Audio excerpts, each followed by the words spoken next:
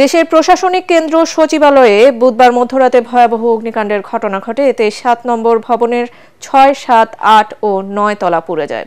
খবর পেয়ে আগুন নেভানোর কাজে যোগ দেয় ফায়ার সার্ভিস কর্মীরা। দমকল কর্মীদের টানা ৬ ঘন্টার চেষ্টায় সকাল ৮টার দিকে আগুন নিয়ন্ত্রণে আসে। এ সময় রাস্তা পার হতে গিয়ে ফায়ার সার্ভিসের এক কর্মী ট্রাক চাপায় মারা যান। আহত হন আরও কয়েকজন। খায়রুল ইসলামের রিপোর্ট।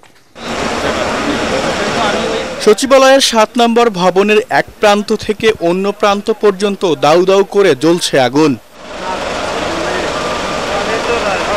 আগুনের পাশাপাশি কালো ধোঁয়ার কুণ্ডলিতে ছেয়ে গেছে পুরো সচিবালয় এলাকা। এ সময় আগুন নেভানোর কাজ করতে নানা সমস্যার সম্মুখীন হতে হয় ফায়ার সার্ভিস কর্মীদের।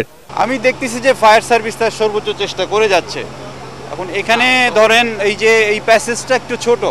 একটু আগে ফায়ার সার্ভিসের একজনের সাথে কথা হলো, মানে গাড়িগুলো তো বড়, তো এই প্যাসেজগুলো ভিতরে ভিতরে এইখানে একটা পকেটে, ওইখানে একটা পকেটে, বিভিন্ন পকেটে এক জায়গায় মানে থেমে গিয়ে আবার আরেক জায়গায় নতুন করে লাগতেছে। সুতরাং গাড়িগুলো ঘুরিয়ে ওই পকেটে নিয়ে রোডগুলো তো কোথাও কোথাও ন্যারো সেট করাতে ওনাদের কিছু কিছু অসুবিধা হচ্ছে আর কি।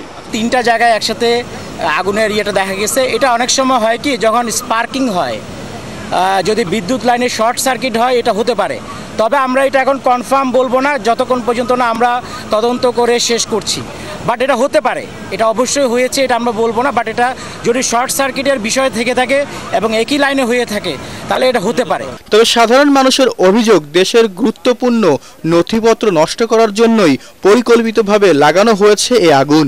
ফায়ার ফাইটার তার কাজের জন্যই একটা পাইপ এই গাড়ি থেকে নিয়ে এই রাস্তার এপাশে যাচ্ছিল। এপাশে পানির একটা উৎস পাওয়া গেছে।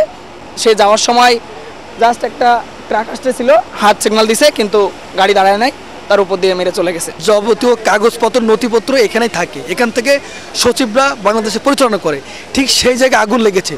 এটা কিন্তু আমরা স্বাভাবিকভাবে নিচ্ছি না।